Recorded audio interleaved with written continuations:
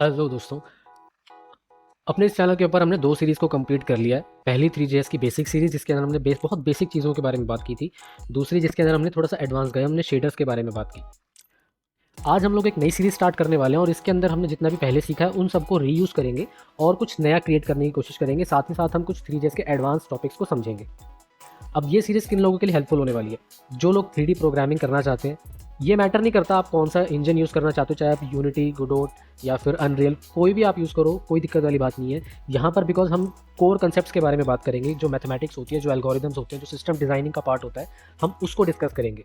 3JS हमने as an example framework use किया है बिकॉज़ इसकी एक्सेसिबिलिटी बहुत आसान है।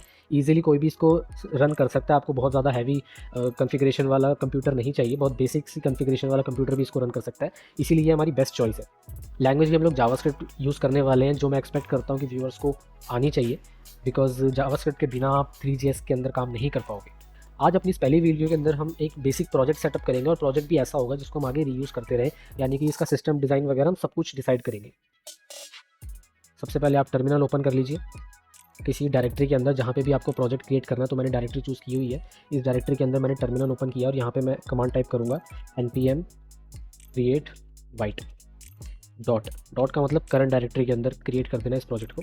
ये पूछेगा आपको वनीला, जावास्क्रिप्ट, व्यू, रिएक्ट क्या यूज़ करना है, तो मैं वनीला यूज़ करूँगा। वनीला का मतलब होता है कोड बिना किसी फ्रेमवर्क के, ठीक है, स्क्रैच से बिल्कुल। उसके बाद लैंग्वेज पूछ रहा है जावास्क्रिप्ट या टाइपस्क्रिप्ट, हमें जावास्क्रिप्ट यूज़ करनी है। तो प्रोजेक्ट का स्ट्रक्चर क्रिएट हो चुका है। नेक्स्ट हम ये डिपेंडेंसीज बोल रहा है इंस्टॉल करने के लिए, वो कर लेते हैं npm इंस्टॉल। हमें 3JS ऐड करना है अपने प्रोजेक्ट में, तो वो भी हम इंस्टॉल कर लेते हैं npm इंस्टॉल 3। अब हमें क्या करना है, इस डायरेक्टरी के अंदर आप कोई भी कोड एडिटर यूज़ कर सकते हो। मैं विजुअल स्टूडियो कोड का यूज़ करने वाला हूँ। एडिटर ओपन करने के बाद आपको ये सारी फाइल्स यहाँ मिल जाएंगी। एक काम करते हैं, यहीं पर हम अपना सर्वर भी स्टार्ट कर लेते हैं। npm run dev, ये कमांड क्या करेगी, एक सर्वर स्टार्ट कर देगी। कंट्रोल प्लस क्लिक करके आप ब्राउज़र ओपन कर सकते हो इस सर्वर का, ठीक है जी, इस सर्वर के यूआरएल के साथ। यहाँ पे हमें एक बहुत बेसिक सी एप्लीकेशन मिलती है, हमें इन सब चीज़ों की ज़रूरत नहीं है, तो हम इनको डिलीट कर देंगे। सबसे पहले इस काउंटर फाइल को डिलीट करना है, उसके बाद इस svg को डिलीट करना है, आफ्टर दैट इस वाइट को डिलीट करना है। एक हम फोल्डर क्रिएट कर लेते हैं src नाम से। जितना भी सोर्स कोड हम इसके अंदर मूव कर देंगे, तो हमारा मेन फाइल जो है इसको हमें यहाँ मूव करना है। मूव कर दिया। जो हमारा स्टाइल है इसको भी हम इसी के अंदर मूव कर देते हैं। ये जी स्टाइल भी आ गया। इस स्टाइल के अंदर काफ़ी ऐसा कोड है जिसकी हमें ज़रूरत नहीं है, तो उसको मैं डिलीट कर देता हूँ। Style dot C S S के अंदर हम बहुत थोड़ा ही काम करने वाले हैं, तो जिनको सी एस एस नहीं आती तो घबराना मत। जो हमारी मेन JS है इसको भी हम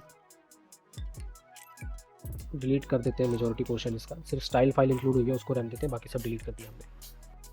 यहाँ पर हम टर्मिनल ओपन कर लेते हैं अपने ब्राउज़र में, ताकि हम देख सकें क्या क्या एरर्स आ रहे हैं। तो यहाँ पे अभी यहाँ पे कुछ फाइल्स लोकेट नहीं हो पा रही हैं, तो इनको फिक्स करने के लिए index.html में जाओ।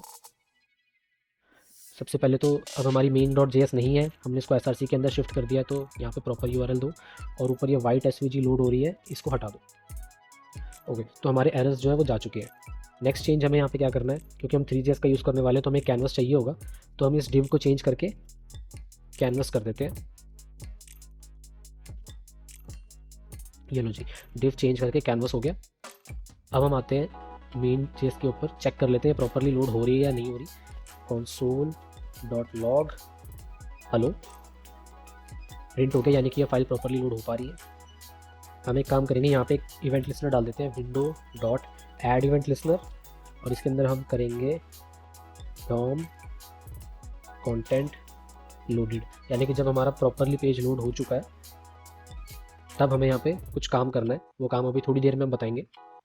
सबसे पहले तो हम यहाँ पे, अब देखो जैसा मैंने बताया कि हम प्रॉपर सिस्टम डिज़ाइन के साथ काम करेंगे, ऐसा नहीं कि कुछ भी हमने कोड लिख दिया, प्रॉपर तरीके से हम चलेंगे। तो हम क्या करते हैं, क्लास यहाँ बना लेते हैं, गेम के नाम से बना लेते हैं, ठीक है। ओके, अब इस क्लास के अंदर हम जाएंगे तो यहाँ पे हमें लिखना है एक्सपोर्ट डिफ़ॉल्ट क्लास गेम। इस गेम क्लास के अंदर हमें कंस्ट्रक्टर डालना पड़ेगा जो कि एक ऑब्जेक्ट लेगा। उस ऑब्जेक्ट के अंदर एक कैनवस होना चाहिए। मैं चाहूँ तो यहाँ पे डायरेक्ट भी कैनवस लिख सकता था बिना इस ऑब्जेक्ट के, बट एक ऑब्जेक्ट देने से हम थोड़ा ज़्यादा चीज़ें यहाँ पे और भी दे पाएंगे, पैरामीटर्स, ठीक है ना। तो हम कन्फाइंड नहीं रहेंगे कि सिर्फ एक ही देना है, हम और भी चीज़ें यहाँ दे सकते हैं। सबसे पहले क्या करेगा, this dot canvas equal to canvas. उसके बाद ये कॉल करेगा दिस डॉट इनिट। ये इनिट मेथड एग्जिस्ट नहीं करता तो हम इसको क्रिएट करना पड़ेगा। ये हमने मेथड क्रिएट कर लिया। जितना भी इनिशियलाइजेशन का काम है वो हम यहाँ पे करेंगे। एक इनिशियलाइजेशन हमने कैनवस ही करी है बस, बाकी सारा काम हम यहाँ डाल देंगे। ठीक है, अब हमें क्या करना है, यहाँ पे इस गेम का ऑब्जेक्ट बनाना है। Const game equal to new game. ये लो जी, ये गेम क्रिएट हो गई हमारी। यहाँ पे बोल रहा है कि अनडिफाइंड कैनवस, इसको कैनवस भी हमें देना पड़ेगा। यहाँ पे हम गेट कर लेते हैं const canvas equals to document dot get element by ID. ID है हमारी कैनवस की ऐप।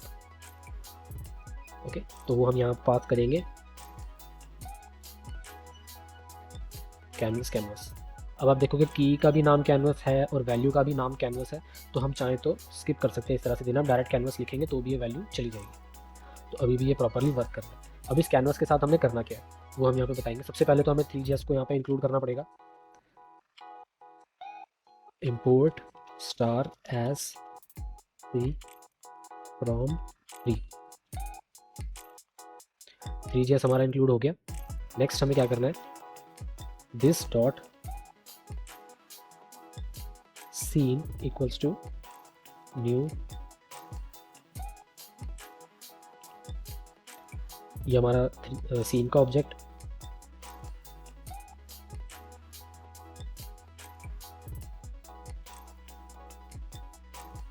यहाँ पे हम कैमरा बनाने वाले हैं। ठीक है, कैमरा के कुछ पैरामीटर्स होते हैं वो हम दे देते हैं।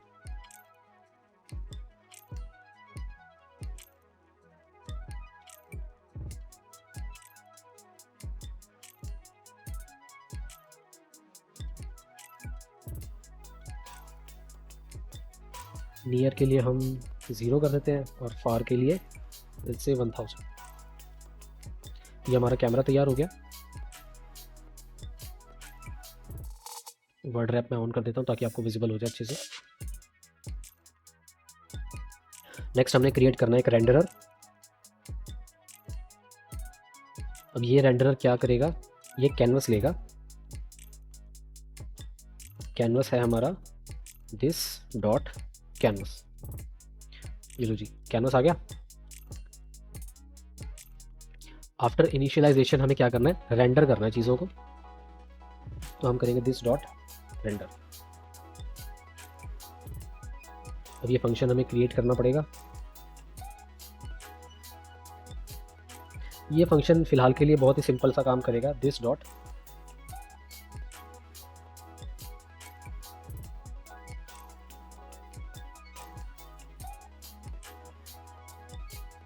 अभी इस फंक्शन ने बेसिकली क्या किया, रेंडर के ऊपर एक फंक्शन कॉल किया है रेंडर नाम का। अभी आप देखोगे हमारा ये क्रिएट तो हो गया है, बट इसका साइज़ अगर आप देखो तो कुछ ज़्यादा खास है नहीं। तो हम क्या करते हैं, इसको रीसाइज एक फंक्शन बना लेते हैं। रीसाइज फंक्शन बेसिकली क्या करेगा, जो हमारा कैमरा है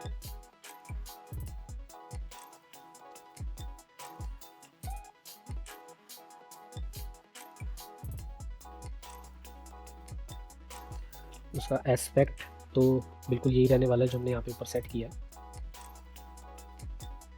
उसके बाद this dot camera dot update projection matrix. Projection matrix हम यहाँ पे कॉल करने वाले हैं। अगर आपको प्रोजेक्शन मैट्रिक्स क्या होती है नहीं पता तो हमारी जो 3GS की शेडर्स वाली सीरीज़ है उसके अंदर हमने डिस्कस किया था। नेक्स्ट हमें क्या करना है, जो हमारा रेंडरर है उसका साइज़ सेटअप करना है।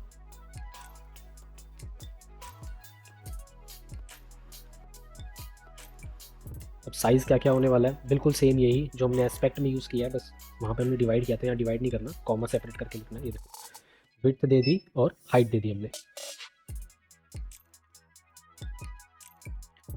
ठीक है जी। अब हमें इस रीसाइज फंक्शन को कॉल करना पड़ेगा, तो हम इसको इनिट के अंदर ही कॉल कर देते हैं। यहाँ पे हमने रेंडरर क्रिएट किया, जैसे ही हम इसको रीसाइज कर देंगे। अब ये बोल रहा है रीसाइज, हाँ यहाँ पे दिस आएगा, दिस डॉट। ओके, तो अब आप देखोगे हमारा क्रिएट हो गया प्रॉपरली, बट यहाँ पे कुछ मार्जिन आ रही है। इसको रिमूव करने के लिए हम अपनी स्टाइल के अंदर आते हैं। सबसे पहले तो हम सारी मार्जिन हटाएंगे।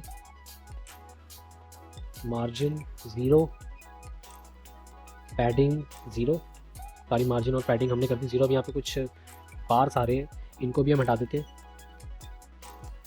ओवरफ्लो हिडन, लो जी वो भी चला गया। अब यहाँ पे एक सिंपल सी प्रॉब्लम है, अगर मैं रीसाइज़ करता हूँ ना, ये देखो विंडो रीसाइज़ होने के ऊपर ये चीज़ ठीक से काम नहीं कर रही। तो उसको कैसे फिक्स करना है, हमें एक इवेंट लिस्टनर लगाना पड़ेगा जब जो कि ये देखेगा कि जैसी विंडो रीसाइज़ हो रही है तो हमें अपने कैमरा और रेंडरर को दोबारा से सही साइज़ उसका सेट करना है। वो काम कैसे होगा, हम उसके लिए भी एक फंक्शन बना लेते हैं। इस फंक्शन की रिस्पॉन्सिबिलिटी सिर्फ इतनी है कि ये सारे इवेंट्स को सेटअप करेगा, ठीक है, चाहे वो कीबोर्ड का इवेंट हो, माउस का इवेंट हो या रीसाइज़ का इवेंट हो।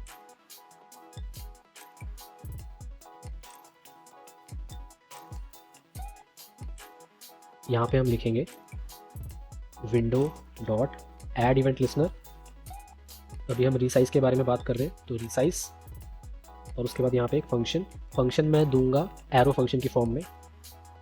एरो फंक्शन की फॉर्म में देने का फ़ायदा ये है कि दिस रेफरेंस जो होगी, जब हम दिस यूज़ करते हैं तो दिस का मतलब कुछ भी हो सकता है, तो उस प्रॉब्लम से बचने के लिए हम एरो फंक्शन का यूज़ करेंगे। तो जो दिस है वो हमेशा रेफर करेगा इस क्लास के ऑब्जेक्ट को। ओके, तो हमें यहाँ पे रीसाइज़ के ऊपर कॉल करना है दिस डॉट रीसाइज़। ओके, अब हम इस दिस डॉट सेटअप इवेंट्स को भी कॉल करना पड़ेगा, तो हम इसको कॉल कर लेते हैं इस जगह।